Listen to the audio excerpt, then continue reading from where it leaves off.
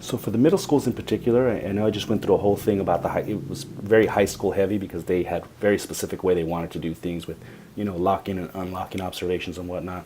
And if you need any of those features, just ask and I will port them over to your side. But yours is a lot simpler. Maybe that's what you wanted.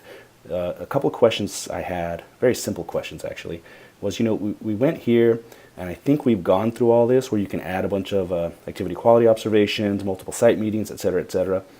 And then there's a difference between complete and incomplete. And I think I just guessed as well.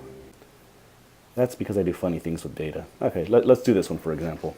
And I'll figure out what's wrong with the other one. I made some assumptions on what it means to be complete. So just like the high school, I think I said that you had to for example, you had to click at least one of these checkboxes and you had to, no you didn't. You had to either have a checkbox or more than checkboxes, and if there's not at least one checkbox checked, then you had to have a comment. So there's some logic like that. And it goes on, here, if you clicked yes, then that's okay. If you clicked no, you had to click no and have comments. And then on these, I think you had to have comments. If any of that is wrong, just tell me. Say, you can just send me an email and just say, everything's great except on the last, this action step thing, maybe that's not required, so go ahead and take that out. I can do that very easily.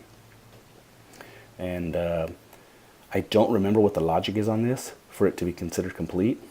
It may be that they have to have at least one activity quality observation, one site meeting, et cetera, or maybe just one entry in any one of these. And to sort of underscore that point, you'll notice that on the status, I have fixed this because I didn't really know what it meant for one of these to be 100% complete. And maybe you don't care, okay? So, that's why I didn't do anything with it, because I figured I'd let you tell me if you cared, and we can set that up pretty easily. And so really the only other thing is your observers will go in, they will enter data for the schools that they have. I mentioned in the last video that when your middle school observers actually come in here, they're not going to get all these confusing options of high school and elementary. They'll just get their stuff, so they won't have to worry too much about it.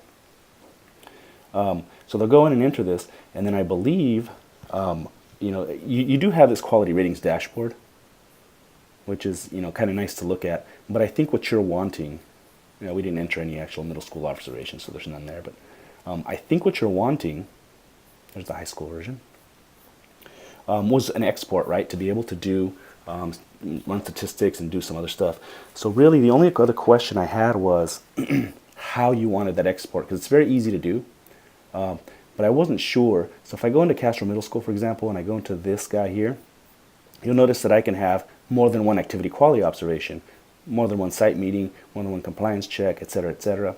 And so I may just send you an example spreadsheet, but a lot of this is going to be repetitive if I give you one row per activity quality observation with this information on it, and then one row with the site meeting, or maybe you wanted it wide format. So for every observation we have, I actually don't know what that's going to look like. So I may just send you some example spreadsheets to see what format would work best for you.